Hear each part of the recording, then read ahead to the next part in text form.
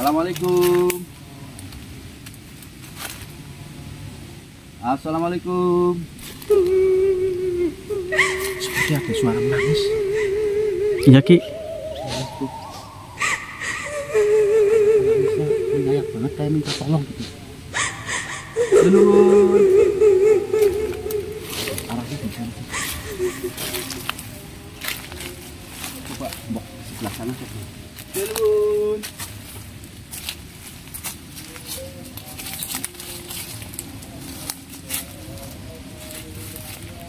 Oh ya, ini memang banyak ranting-ranting kering sih buat benar itu si apa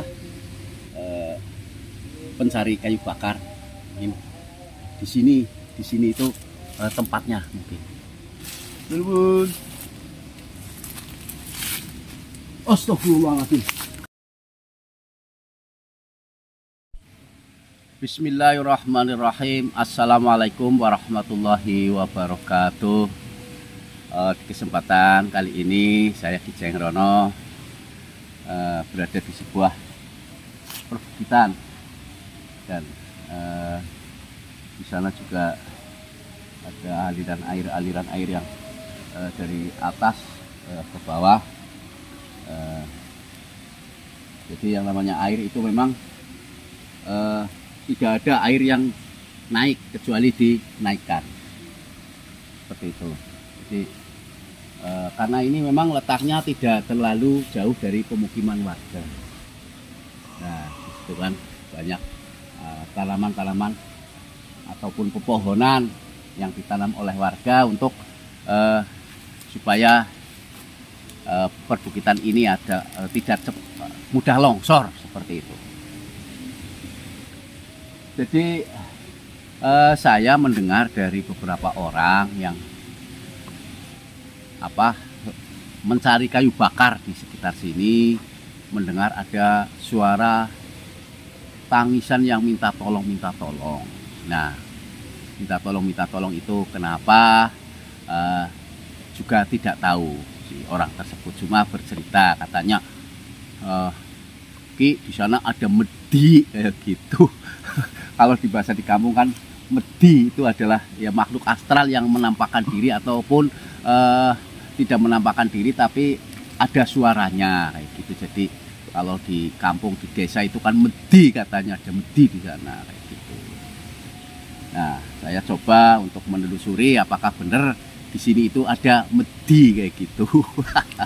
Medi itu kan kita bayangkan sangat menakutkan sekali. Mungkin kayak apa ya? Serem ya Ki. Serem ya kayak gitu. Jadi kalau anak kecil misal ngomong ada kata-kata medi itu sudah takut. Apalagi kalau mau tidur itu anak kecil kalau cerita-cerita ada medi itu misal dari pulang ngaji atau pulang malam-malam terus cerita di sana ada medi, di sana ada medi Ki kayak gitu.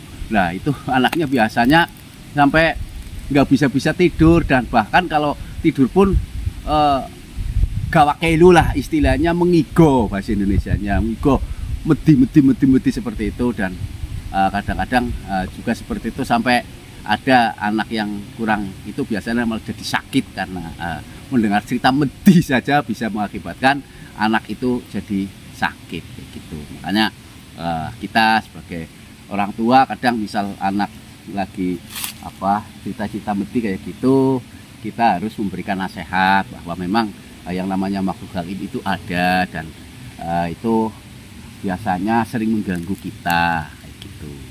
Jadi diajari si anak itu untuk berdoa seperti itu, berdoa sebelum tidur, diajari berdoa, terus doa-doa yang untuk mengusir makhluk-makhluk halus, tidaknya ya cuma ya doa apalah gitu, maksudnya ayat kursi ataupun apa gitu, atau doa-doa yang lain. Coba kita telusuri ke sana karena informasinya dari teman atau saudara itu berada di sebelah sana. Mungkin ambil jalan yang enak saja. Itu Mas kameramen di bawah kelihatannya, wah serem memang.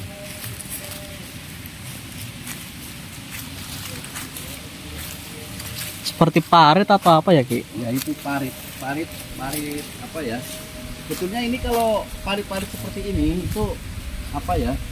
Dari atas itu memang si air itu mencari jalan sendiri kayak gitu. Dimana yang lebih rendah yaitu yang di apa? Dilewati air kayak gitu. Makanya kita jadi orang biar apa istilahnya selalu dingin dalam hatinya, itu kita harus bisa seperti air. Jadi sifatnya air itu satu dingin, keduanya dia pasti akan mengalir ke yang lebih rendah seperti itu. Tambah pinter ini kameramen. Seperti itu.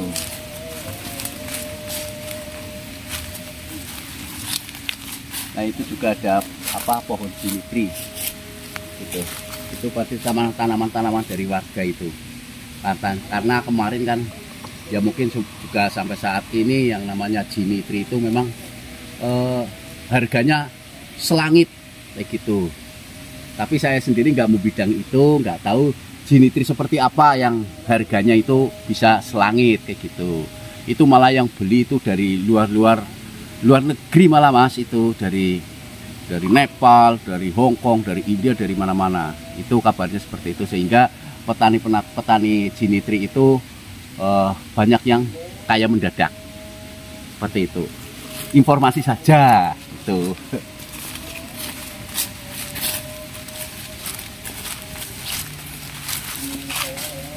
Katanya sih di sekitaran sini Mas. Jadi waktu itu kan pencari kayu bakar katanya di putaran dekat parit itu yang di bawah itu tadi loh.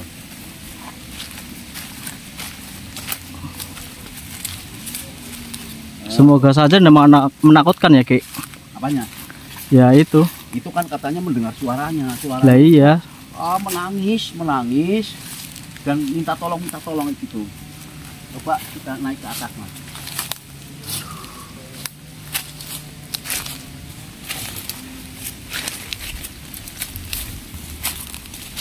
Oh ya, memang mungkin benar ini terjadi kayu bakar karena di sini kan banyak tersasar. Kalau di desa namanya rangan.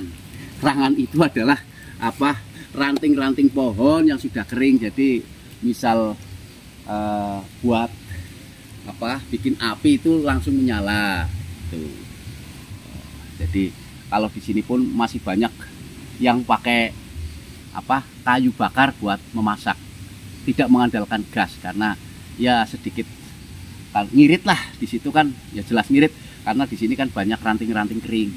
Lumayan lah daripada buang dan untuk kayak gini kan apa ranting-ranting seperti ini dibawa pulang nanti buat masak air ataupun masak nasi ataupun masak yang lain itu mudah kalau yang kering. Assalamualaikum. Assalamualaikum. Seperti ada suara menangis. Iya Ki. Banyak banget kayak minta tolong gitu. Halo. Orangnya di sana. Coba mbok sebelah sana. Halo.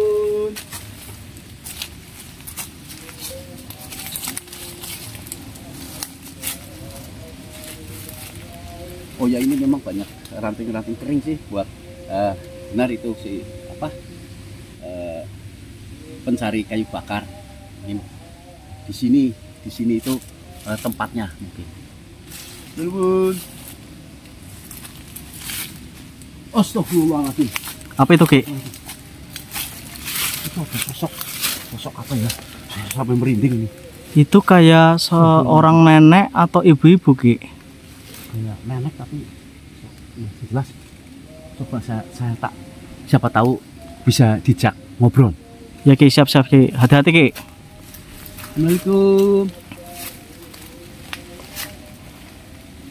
Gak mau ngomong dia. Kula nuwun.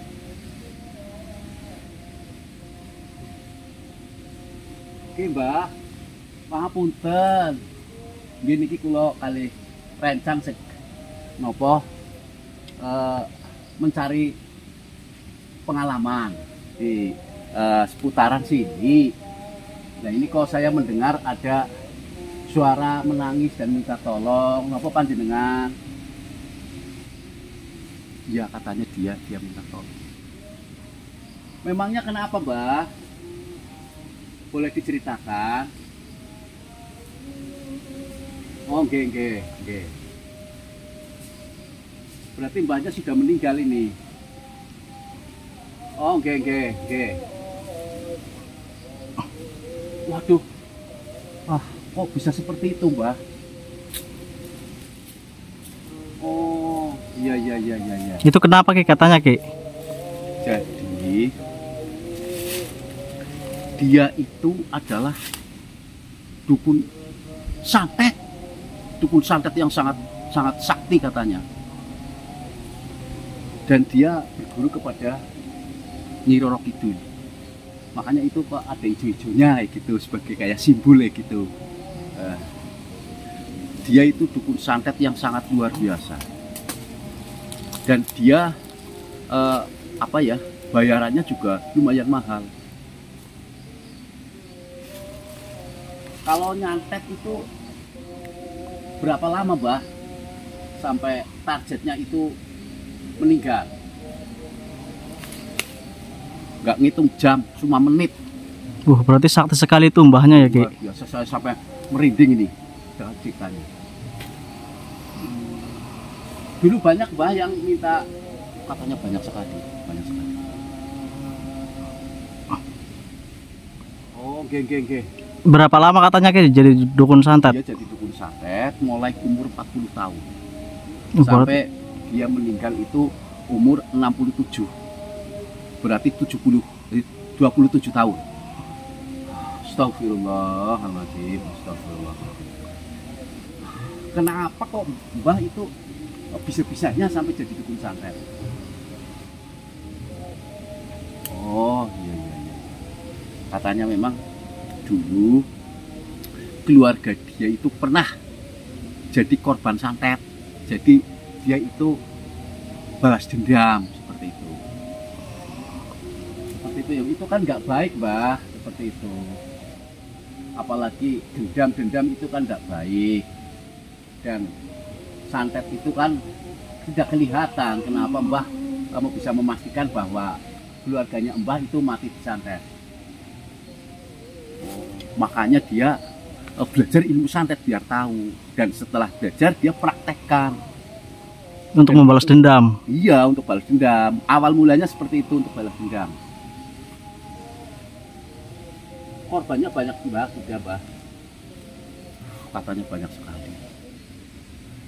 Khususnya itu yang santet-santet itu orang biasa atau pejabat atau nggih. Jadi rata-rata itu adalah persaingan bisnis, terus jabatan kayak gitu. Jadi seperti itu ya, Mbah. Nah ini Mbah kenapa bisa seperti ini, minta tolong seperti itu? Coba diceritakan, Mbah, yang jelas. Oh begitu. Iya.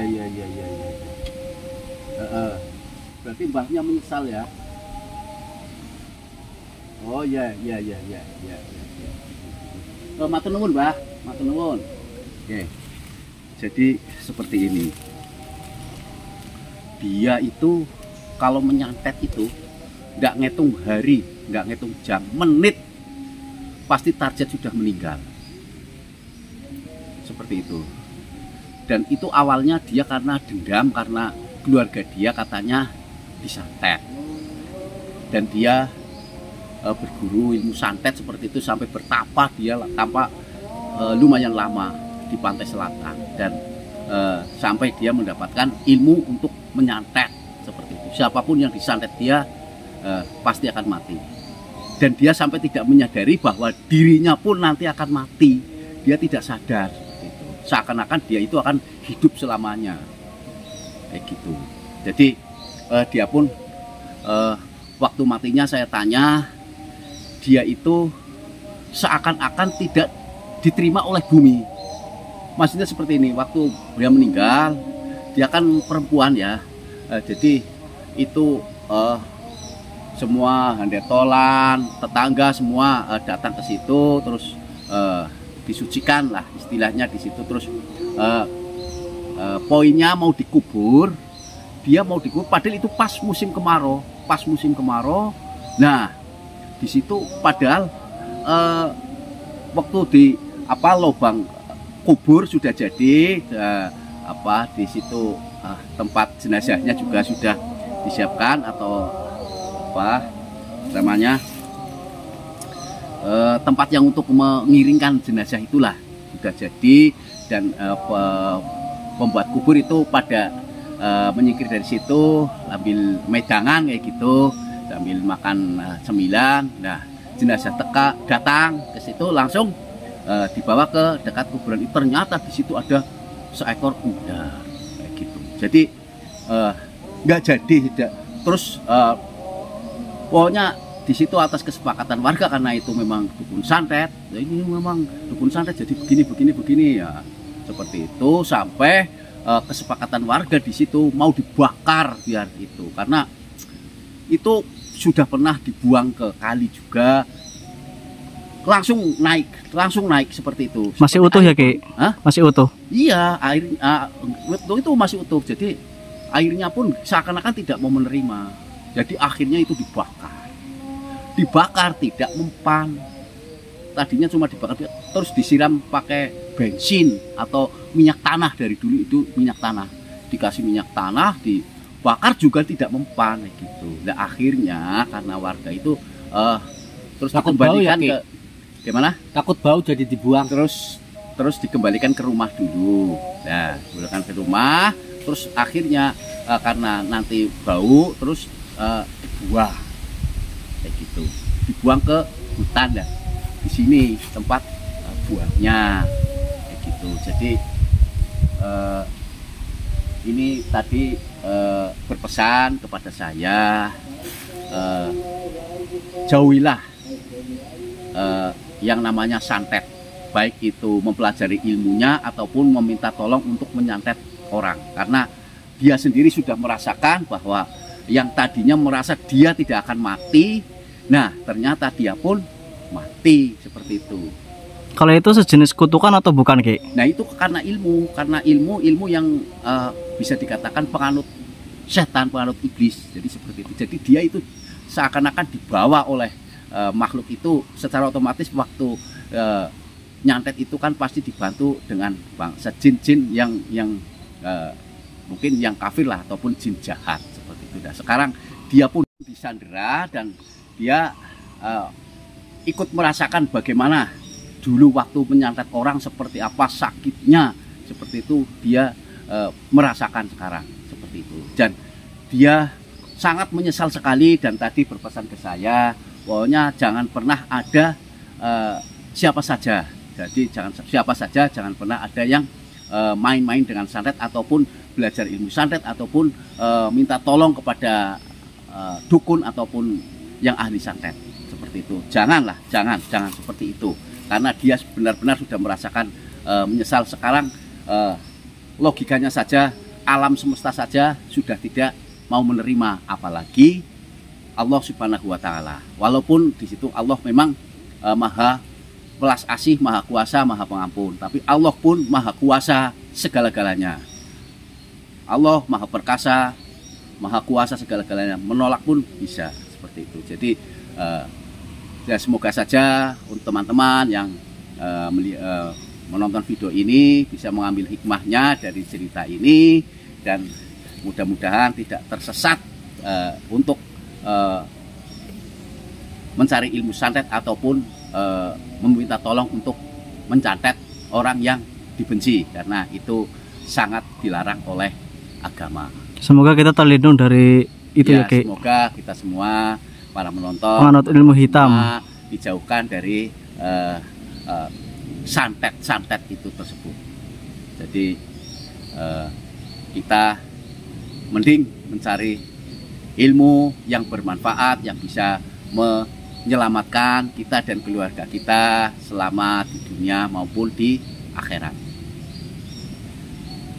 Selalu berbaik sangka dan menebar salam kepada semua orang supaya langkah kita dan hidup kita selalu bahagia. Saya Ki Jayeng Rono, tidak ada kekuatan yang paling hebat dan sempurna kecuali kekuatan Allah Subhanahu wa Ta'ala. Wassalamualaikum warahmatullahi wabarakatuh.